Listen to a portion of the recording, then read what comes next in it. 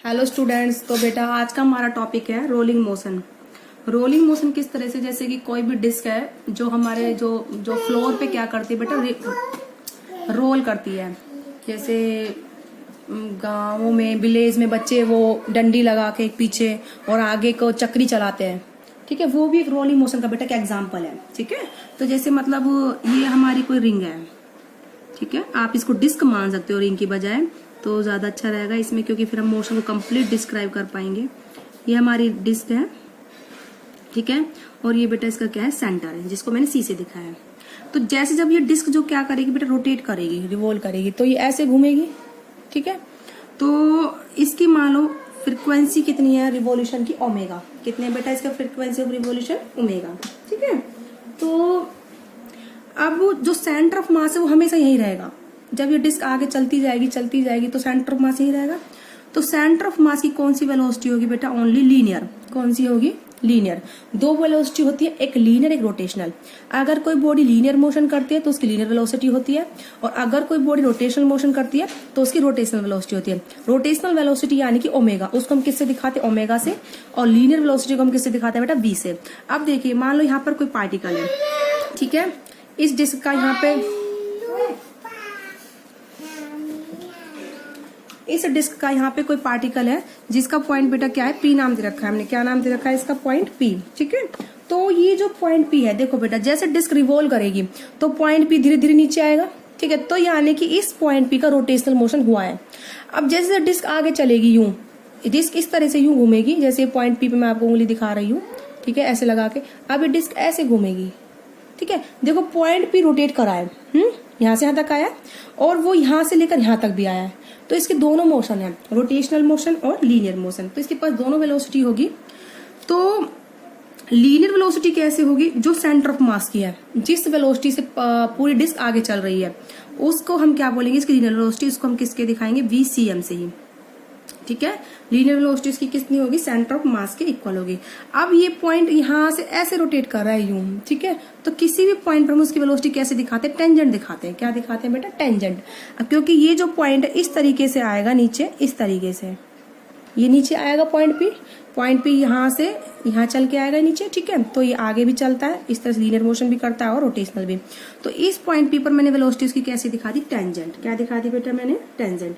वो कौन सी वेलोसिटी होगी बेटा उसकी, इस तरीके से मैंने टेंजेंट दिखा दी इस पॉइंट पी पर, that is the rotational velocity. क्या होगी बेटा, ये टेंजेंट नहीं, ये टेंजेंट हमारा, this is the rotational velocity.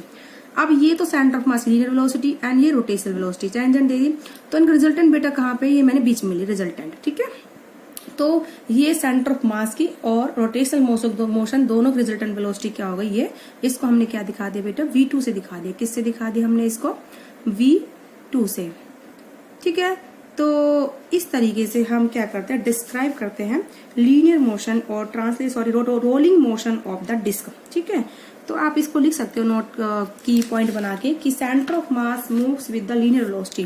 क्या लिखोगे आप, centre of mass moves only with linear velocity। किससे मूव करेगा, ओनली लीनियर वेलोसिटी से मूव करेगा सेंटर ऑफ मास। और जबकि जो अदर पार्टिकल है वो लीनियर वेलोसिटी साथ में रोटेशनल मोशन दोनों करेंगे, ठीक है। क्योंकि सेंटर ऑफ मास का क्या होता है, ओनली लीनियर मोशन। तो आप इसको लिख लीजिए, because centre of mass have only linear motion. कौन सा मोशन होता है बेटा सेंटर ऑफ मास के पास, हैव ओनली लीनियर मोशन, ठीक है। अब आती है अदर पॉइंट्स की बात। वाइल अदर पार्टिकल्स, ठीक है, of disc except centre of mass, ठीक है।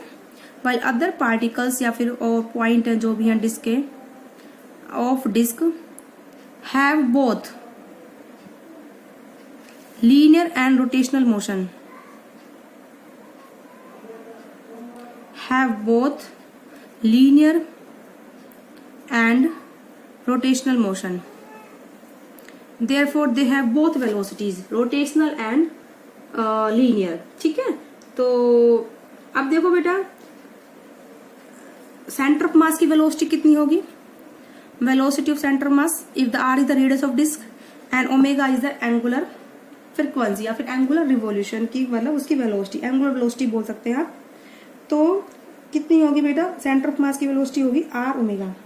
ठीक है, जो हमने पॉइंट P लिया है उसकी वेलोसिटी क्या है बेटा, वेलोसिटी ऑफ पॉइंट P। ठीक है, जो पॉइंट P है इसकी वेलोसिटी क्या है, वेक्टर सम है किसका, सेंटर ऑफ मास का और रोटेशनल का। तो velocity of centre of mass plus में रोटेशनल वेलोसिटी उसकी कौन सी बेटा, r ओमेगा। ठीक है, तो उसके पास दो वेलोसिटी है, एक तो सेंटर ऑफ मास की, दूसरी क्या है बेटा पॉइंट P की। अगर इसका डिस्टेंस सेंटर से कितना है, स्मॉल r कितना है बेटा, इसको फिर इस वेलोसिटी इसकी कितनी होगी, रोटेशनल r ओमेगा। ठीक है, इफ पॉइंट P प्रेजेंट, ठीक है, पॉइंट P कहां पर प्रेजेंट है बेटा, टॉप ऑफ डिस्क, डिस्क के टॉप पर, यानी कि इसको हम पॉइंट P2 दिखा देते हैं यहाँ पर। ठीक है, तो इसके भी दोनों ही मोशन है, linear and rotational. If point P2 present at the top of disc, ठीक है, तो इसकी वेलोसिटी कैसे होगी, एक तो सेंटर ऑफ मास है जिससे लीनियर मोशन कर रहा है, एक रोटेशनल r ओमेगा, क्योंकि अब पॉइंट P का डिस्टेंस कितना है सेंटर से, कैपिटल R के इक्वल। अगर कोई पॉइंट P पास है सेंटर ऑफ मास के तो उसकी डिस्टेंस कितना होगा सेंटर से, स्मॉल r। इस तरीके से आप क्या करोगे बेटा, रोलिंग मोशन को क्या करोगे, डिस्क्राइब करोगे। कोई डिस्क अगर मोशन करती है या फिर कोई भी सिलेंडर मोशन कर रहा है, कोई भी स्फेरिकल बॉडी मोशन कर रही है, तो उन पार्टिकल्स की linear velocity and rotational velocity दोनों ही क्या होती हैं, लेकिन सेंटर ऑफ मास के पास ओनली कौन सी होती है बेटा, एंगुलर वेलोसिटी होती है, नॉट लीनियर वेलोसिटी। तो आई होप आपको समझ में आया होगा कि मैंने क्या बताया यहाँ पर। अब हम चलते हैं बेटा, नेक्स्ट है हमारा kinetic energy of rolling motion. क्या करेंगे बेटा हम नेक्स्ट टॉपिक हमारा आता है, अगर रोलिंग मोशन होता है तो काइनेटिक एनर्जी किस तरीके से होती है। देखो बेटा मैं आपको बता दूं, kinetic energy due to velocity होती है। अगर लीनियर वेलोसिटी है ओनली तो लीनियर काइनेटिक एनर्जी होगी, या फिर उसको बोलते हैं ट्रांसलेटरी काइनेटिक एनर्जी। अगर रोटेटरी है ओनली मोशन तो कौन सी एनर्जी होगी, रोटेशनल काइनेटिक एनर्जी। लेकिन अगर दोनों मोशन है, ट्रांसलेटरी भी प्लस रोटेटरी भी, जैसे कि अभी एग्जांपल दिया है मैंने, सेंटर ऑफ मास का ओनली ट्रांसलेटरी मोशन है, सीधा चलेगा वो लीनियर मोशन है, यानी कि जबकि अदर जो पॉइंट्स है इस डिस्क में उनका लीनियर भी और साथ में कौन सा रोटेटरी भी है। तो दोनों ही मोशन है, लीनियर प्लस रोटेटरी। ओके, तो अब हम करते हैं बेटा kinetic energy of rolling motion. तो next topic is kinetic energy of rolling motion. ठीक है, तो काइनेटिक एनर्जी रोलिंग मोशन किस तरीके से होगी, देखिए। तो पार्टिकल्स के पास काइनेटिक एनर्जी कितनी होगी, due to translatory motion and due to the rotational motion. ठीक है, जैसे अभी डिस्क का बताया था हमने, तो आप लिख लीजिए total kinetic energy of system. ठीक है, कितनी होगी, kinetic energy of translational motion,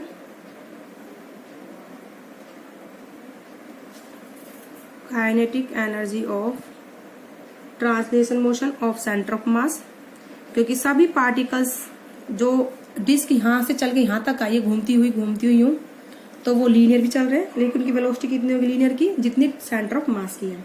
ठीक है, plus kinetic energy of rotational motion, kinetic energy of rotational motion. ठीक है, इस तरीके से। तो टोटल काइनेटिक एनर्जी क्या होगी, ट्रांसलेटरी प्लस रोटेटरी। ठीक है, तो अगर बॉडी का मास कितना है, m है, if m is mass of body, ठीक है, and velocity of centre of मास किससे दिखा रहे हैं हम, VCM से। ठीक है, सफिक्स में हमने CM लगा दिया। तो kinetic energy of translatory motion की हो जाएगी, तो काइनेटिक एनर्जी ऑफ ट्रांसलेशन कितनी हो जाएगी बेटा, KT is equal to the half m BCM का स्क्वायर।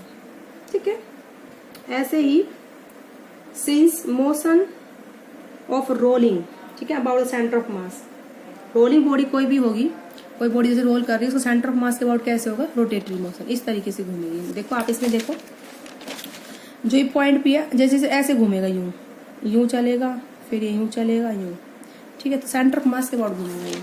ठीक है, तो इसको आप लिख लीजिए। तो मैंने लिखवाया है since motion of rolling body about the centre of मास कैसे होगा, रोटेशन। ठीक है, तो इसलिए आप सीधा लिख लीजिए इसको, सिंस हटा के, kinetic energy of rotational motion, या फिर kinetic energy of rotation of the body. वो कैसे दिखाएंगे बेटा हम, के आर से, रोटेशन की वजह से है हाफ आई ओमेगा स्क्वायर। ठीक है, रोटेशन की वजह से हो गई energy half I omega square. तो इस तरीके से I is a moment of inertia. I क्या बेटा, moment of inertia of the body, ठीक है, about the symmetric axis.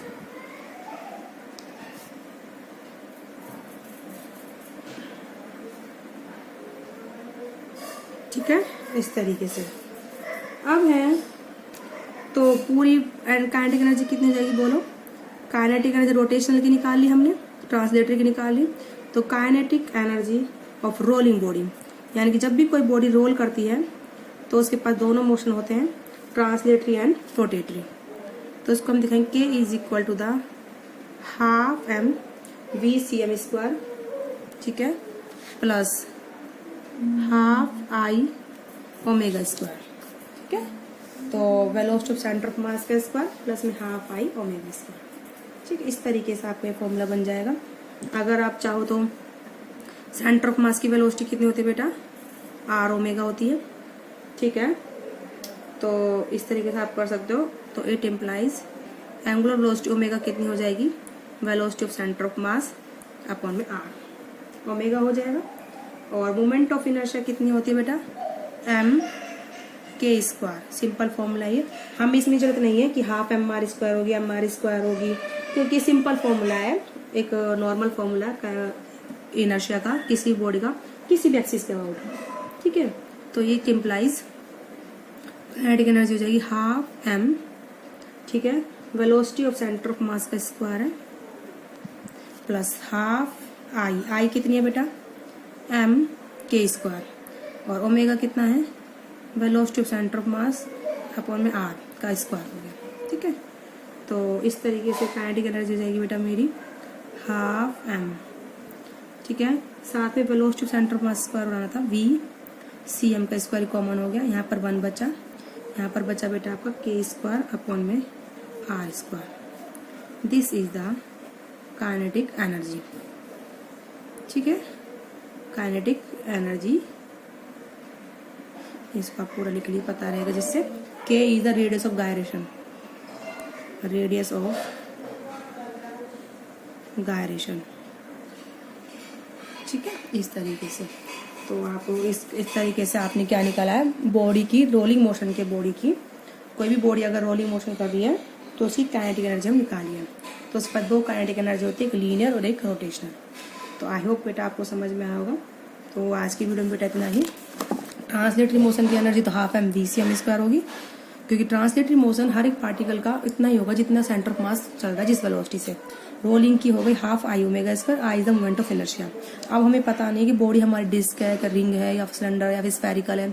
Simple formula सबके लिए जो यूज होता है एम के स्क्वायर। मोमेंट ऑफ इनर्शिया का फॉर्मूला क्या होता है बेटा, एम के square, that is the radius of gyration, के कहलाती है।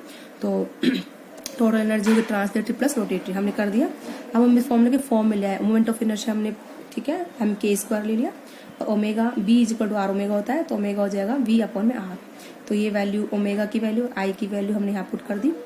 ठीक है, तो उसके बाद हमारी इक्वेशन बन गई half M V square plus half I और एम ओमेगा की वैल्यू पुट कर दी। इस तरीके से हम कॉमन ले लेंगे M V C M square और हाफ को। तो this is the kinetic energy of the rolling body. तो आई होप बेटा आपको समझ में आया होगा। आज की वीडियो में बेटा इतना ही। ओके।